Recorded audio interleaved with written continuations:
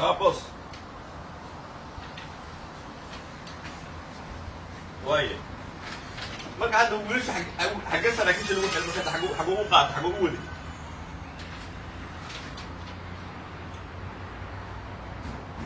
هذا تريها منطقه تريها ciidanka xooga muxuu marka hadaan nimankaani wax lagu hindin biyo oo marka asaga uu gurmo waay waa iska maqaasaha warunta waayay bahadda ka soo hadlaya hadda arintaas hadda ka soo hadlaya ay way okay adu waqtadan هذا حلبانا وتوصيلنا وتوعنا اللي تركها عشان ممكن دي حلكم موقتها حلكم ما هنا اسكا هيزتو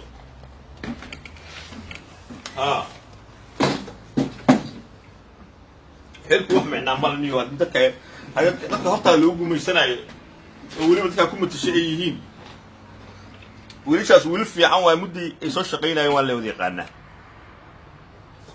hay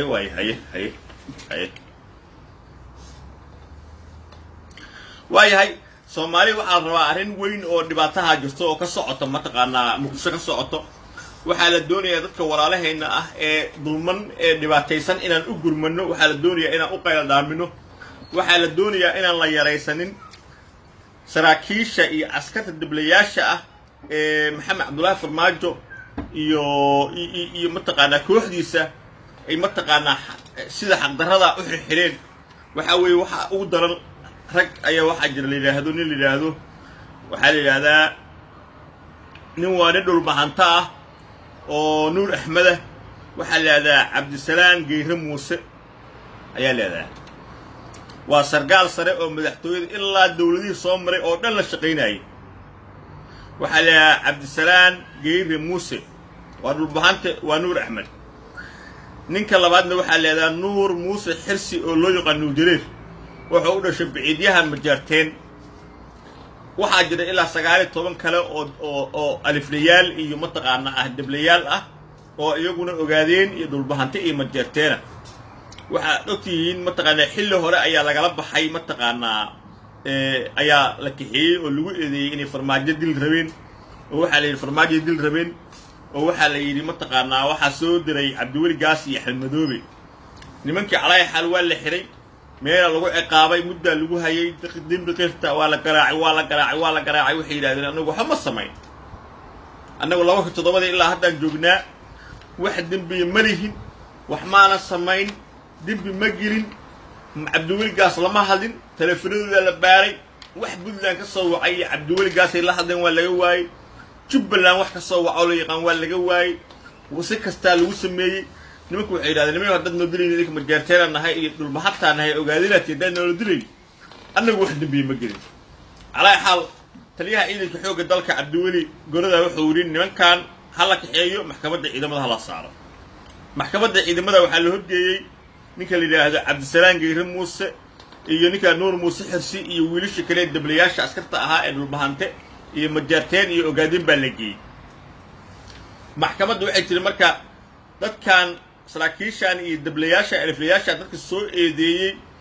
ee ku soo eedeeyay inay madaxweynaha dil rabeen cadeynta maxkamadda ha ka soo maxkamadda baafin gelisay warqad ay dirtay xeelaliyaha mataqaana oo ninka u qaabilsan mataqaan ciidamada u dirtay way dirtay xafiiska madaxweynaha u dirtay xafiiska agaasimaha guud u dirtay waa looga soo jawaabi waayay marka looga soo jawaab maxkamadda waxa ku tiri anaga xuraati marka waxay kuma haysan hadii wax dacwada la keeni waayo kiis maxkamaddu fasaxaati nimankii madaxtooyada ka soo laabteen waa loo yimid xeer mas'uul lagu dayay waxa la yiri ragga saraakiisha ahaa Nuur Jareer iyo Cabdisalaan Geeyre idinka iyo askartiina hawshiina iska sii wata iska shaqeysta gurihiina iska aada xaaskiina iska aada arintan raali ka ahaada waa diideen waxay dhahay ninkii biciidyahay ninkii Nuur Axmed al-Rubaxant wuxuu yiraahdeen annagu iyo ciidanka midna ka tigi mayna meelna aadi mayno ilaa ma aad keentaan cadeyn ku saabsan sababta naloo xiray oo ahayd waxa dir rabtay farmaajo annagu halkan cabdullaahi yuusuf baan la joognay mataqaanaa shariif sheekh axmed aan la joognay xasan sheekhaan la joognay cabdullaahi yuusuf aan la soo joognay weligeyn annagu cali geediyaan u noqonnay cumar cabdirashiidaan u noqonnay saacidaan u noqonnay cabdiweliyuulaan u noqonnay weligeyn annagu nin madaxa dilkiisa inaan badbaadina mooye noolama tababarin mana dil rabin annagu madaxweynaha caddayn keena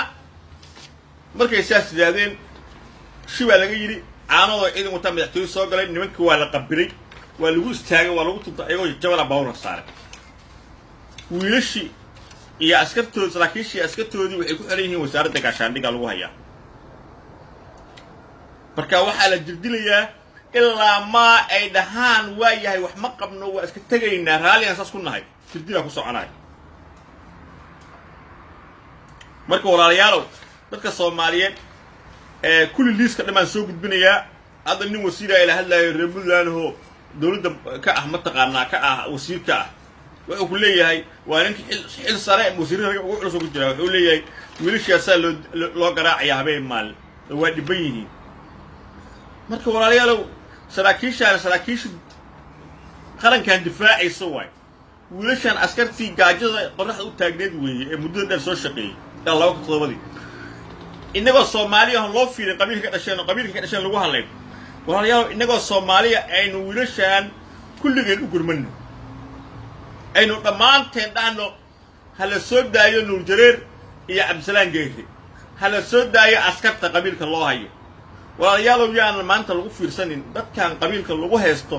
ee la leeyahay waxaad ka dhalateen kariya majeerteen ogaadeen waxa u dhaltay dhulbahanta u xirxiran ee habeen maan loo garaacaya qarankan usoo dhibto walaalayaalow aynu maanta u gurmano soomaalinimo